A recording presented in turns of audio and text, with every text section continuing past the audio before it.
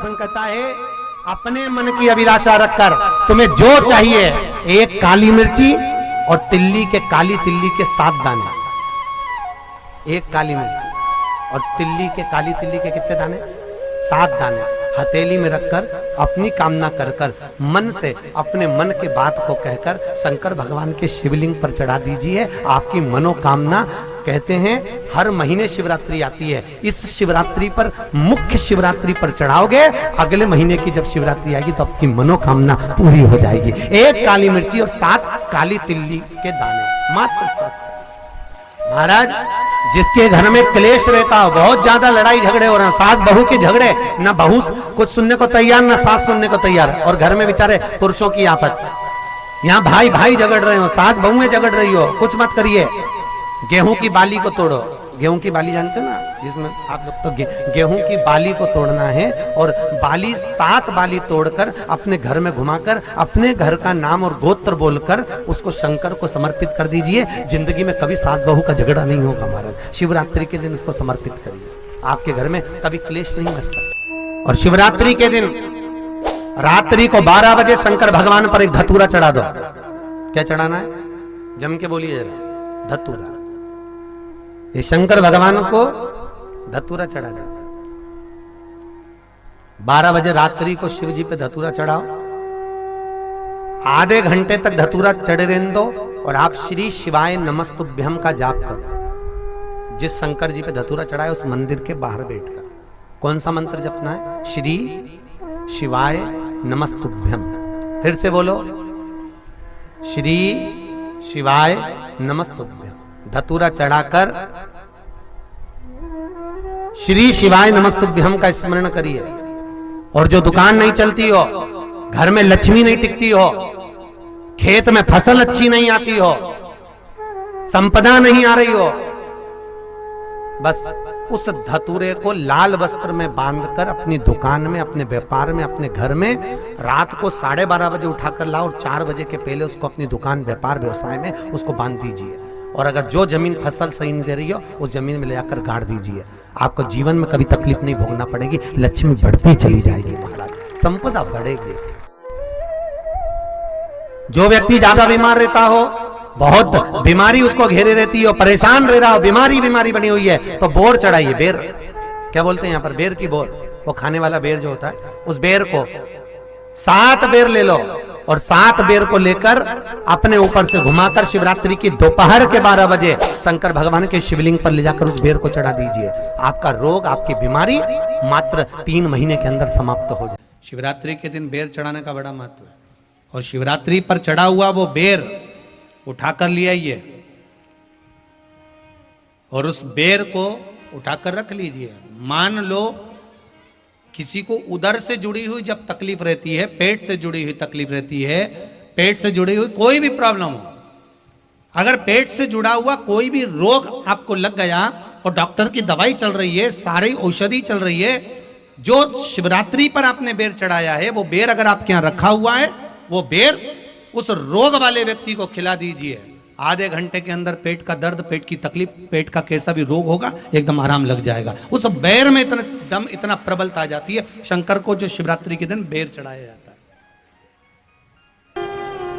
वो केवल शिवरात्रि के दिन करने का होता है। कहते हैं जिसका व्यापार ना चले, व्यवसाय ना चल रहा हो, बहुत ज्यादा कष्ट में जीवन निकल रहा हो और बहुत ही ज्यादा तकलीफ हो रही हो, तो धतूरे को हल्दी में डुबोकर शंकर भगवान को शिवरात्रि के दिन रात को 12 बजे समर्पित करें। उस धतूरे को वापस उठा लाएं 5-10 मिनट के बाद, श्री शिवाय नमस्तुभ्यम बोलकर लाल कपड़े में उसको बांधकर व्यापार वाली जगह में कहीं पर भी उसको बांध दिया जाए। व्यापार पीछे नहीं हटता, व्यापार अग्रण्य भाव में बढ़ता चले जाता है। महाराज, उस धतूरे को केवल परंतु शिवरात्रि के दिन रात को 12 बजे ही किया जाए। हल्दी में डुबोना पड़ता है।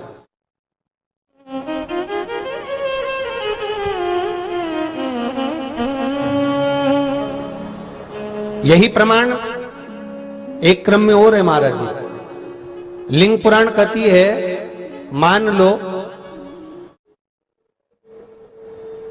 किसी व्यक्ति को कोई एक भारी बीमारी हो गई, बड़ा रोग हो गया, और वो रोग डॉक्टर कह रहा है कि ये ठीक नहीं होना है, बहुत तकलीफ उसमें है और कष्ट ही कष्ट है, वो ठीक नहीं हो रहा, दवाइयां लग रही, गोलियां खा रहे हैं, तो महाराज उसका भी वर्णन है। 7 धतूरे, कितने धतूरे लेना है? 7 धतूरे। कोई सी भी शिवरात्रि से मतलब महीने में एक बार शिवरात्रि आती है, प्रत्येक महीने आती है। किसी भी शिवरात्रि के दिन 7 धतूरे लेकर, एक धतूरे में मोली, लच्छा, नाड़ा लपेटकर, चंद्रमौली भगवान का स्मरण कर उस मोली को लपेटकर, 6 धतूरे में हल्दी लगाकर शंकर भगवान की जो जलाधारी है, जलाधारी में आपको पहले भी वर्णन किया है, शंकर भगवान का ये शिवलिंग है, ये जलाधारी है, ये भगवान का जल निकलने का स्त्रोत, चरणारविंद का भाव। शिवलिंग जहां रखा हुआ है ये पार्वती जी का हस्त कमल है, जो ये गोल भाग है ये पार्वती का हस्त कमल है, जहां शिवलिंग रखा है। जहां से जल नीचे गिरता है उसके सीधे भाग में श्री गणेश जी महाराज का स्थान है, उसके उल्टे भाग में श्री कार्तिकेय जी का स्थान है। जलाधारी के सामने एक मोटी सी लाइन होती है, कहीं सांप बना होता है, कहीं स्थान बना होता है। जो मोटी सी लाइन है ये शंकर भगवान की सबसे छोटी लड़की अशोक सुंदरी का स्थान है। जलाधारी के ऊपर जो 3 टेकी लगी है ये भृगु ऋषि का, भृंगी गण का स्थान है। इसके ऊपर जो कलश है, कलश में जो पानी भरा जाता है वो पानी जो बूंद बूंद नीचे गिरता है ये शंकर भगवान की 5 लड़कियों का स्थान है। जया, विषहरा, सामरीबारी, धोतली और देव, ये 5 लड़कियों का स्थान है। शंकर भगवान का संपूर्ण परिवार शिवलिंग के सामने से, जहां से जल चालू होता है गिरने के लिए नीचे की ओर जब जल जाता है, उस स्थान पर भगवान शंकर के सारे गणों का स्थान है। फिर जब जल बहकर सामने की ओर जाता है, जितनी दूर तक जल जाता है उतनी दूर तक भगवान शंकर के उस जल भाग को ग्रहण करने के लिए 33 कोटि देवताओं का स्थान है। इसलिए उस जल को हम लांघते नहीं है, क्योंकि वहां 33 कोटि देवता विराजमान रहते हैं महाराज।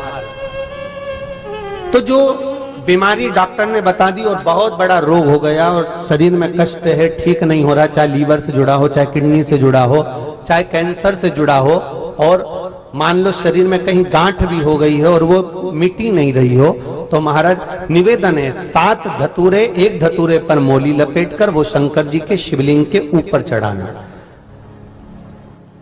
6 धतूरे, उसमें से एक धतूरा भगवान श्री गणेश जी का स्थान, दूसरा धतूरा श्री कार्तिकेय जी का स्थान, तीसरा धतूरा अशोक सुंदरी का स्थान।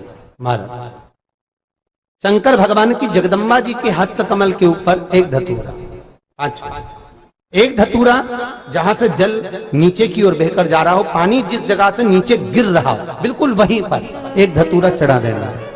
उस धतूरे को चढ़ाने के बाद वो धतूरा वापस लेकर आना है, अवधूतेश्वर महादेव का नाम लेकर या चंपेश्वर महादेव का नाम लेकर उस धतूरे को, जो बीमार व्यक्ति है उसका स्पर्श कराकर बेलपत्री के पेड़ के नीचे पटकवा देना है महाराज। धीरे धीरे रोग में आराम मिलना प्रारंभ हो जाता है, औषधियां धीरे धीरे समाप्त हो जाती हैं और व्यक्ति स्वस्थ हो जाता है। ये केवल शिवरात्रि के दिन ही होता, 12 महीने शिवरात्रि आती है, आप किसी भी शिवरात्रि को कर सकते हो, किसी भी शिवरात्रि।